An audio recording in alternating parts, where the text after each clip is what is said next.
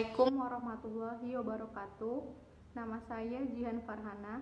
Di sini saya akan mempresentasikan tentang bentuk-bentuk badan usaha milik daerah, mata kuliah, perusahaan negara dan daerah. Badan usaha milik daerah merupakan usaha yang dikelola, dibina, dan diawasi oleh pemerintah daerah. Sebagian bahkan secara keseluruhan modalnya berasal dari negara, yang diambil dari pendapatan masing-masing daerah. Jadi, badan usaha milik daerah bisa dikatakan sebagai cabang dari BUMN atau badan usaha milik negara.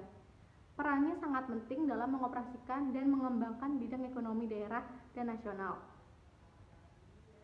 Pembentukan perusahaan daerah oleh Presiden daerah dimungkinkan berdasarkan Pasal 177 Undang-Undang Nomor 32 Tahun 2004 tentang Pemerintah Daerah.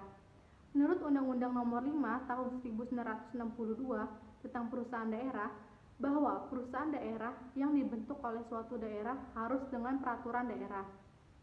Perusahaan-perusahaan daerah yang dilakukan oleh pemerintah daerah sangat beragam, baik dilihat dari segi jenisnya, bidang usahanya, maupun kondisinya.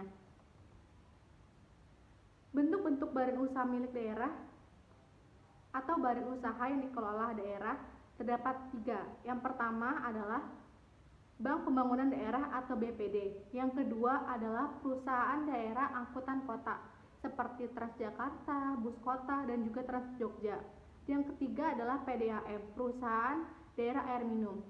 Dan yang pertama akan saya jelaskan adalah Bank Pembangunan Daerah atau BPD.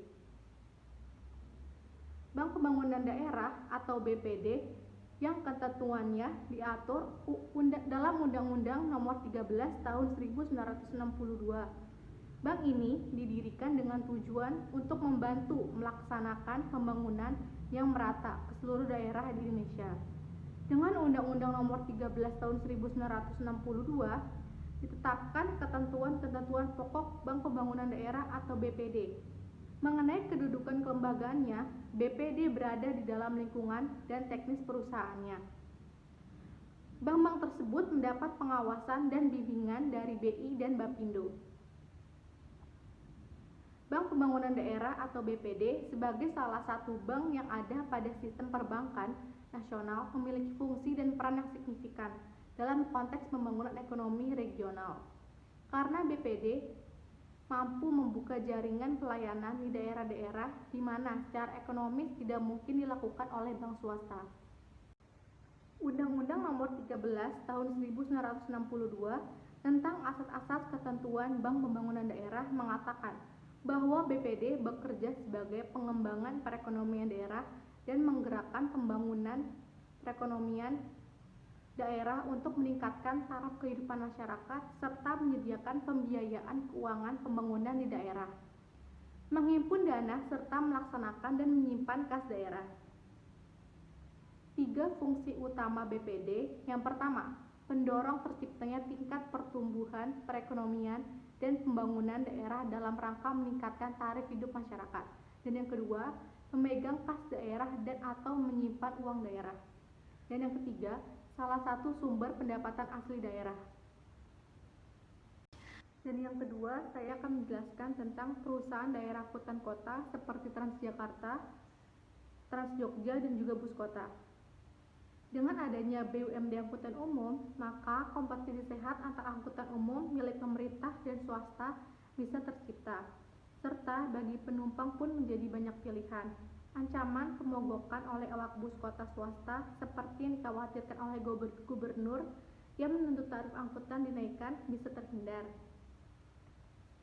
Dengan adanya perumda angkutan umum, maka pemberian subsidi oleh pemerintah baik dari anggaran pusat maupun anggaran daerah mudah terkontrol dan tetap tepat sasaran. Jelas yang menikmatinya adalah rakyat. Penumpang lewat peningkatan pelayanan oleh perumda angkutan umum, bus dan orang yang disubsidi jelas tidak ada lagi akal-akalan pengusaha angkutan yang hanya cari untung dan menuntut pengelolaan usaha yang harus profesional. Beberapa keuntungan dengan pembentukan perumda atau BUMD transportasi antara lain, pelajar tidak sering lagi telantar serta saat pergi dan pulang sekolah.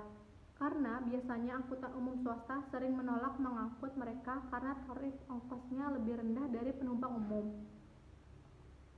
Apabila angkutan yang dikelola Perumda terpelihara dengan baik dan taat jadwal, selain anak-anak sekolah bisa terangkut, maka para pekerja kantor atau bisnis ekonomi yang biasa membawa kendaraan pribadi akan beralih ke angkutan umum. Orang yang membawa kendaraan pribadi karena angkutan umum tidak memadai dan tidak teratur jadwal.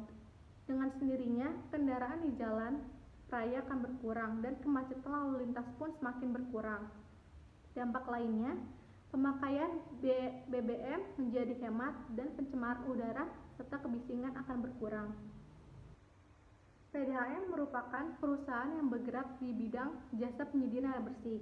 Salah satu tujuan dibentuknya PDAM adalah yang pertama, mencukupi kebutuhan masyarakat akan air bersih. Yang kedua, meliputi penyediaan, pengembangan, sarana, dan yang ketiga, prasarana serta distribusi air bersih.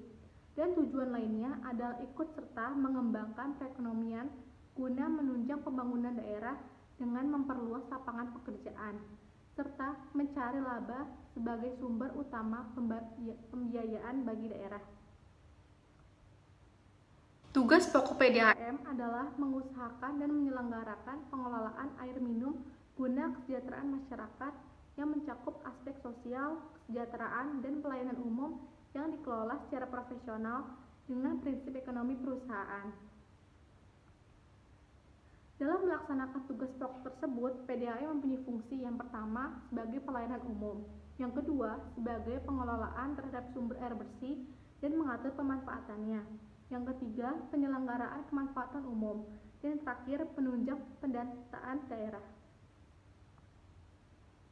Kesimpulan dari presentasi kali ini adalah badan usaha milik daerah bertujuan memberi sumbangsih pada suatu perekonomian nasional dan penerimaan kas negara, mencari sebuah keuntungan dan pemenuhan hajat hidup dari orang banyak. Bahwa perusahaan daerah yang dibentuk oleh suatu daerah harus dengan peraturan daerah. Peraturan daerah yang dibentuk pemerintah daerah sangat beragam, bisa dilihat dari segi jenisnya, bidang usahanya, dan juga kondisinya. Sekian itu saja presentasi yang dapat saya sampaikan. Mohon maaf bila ada kekurangan.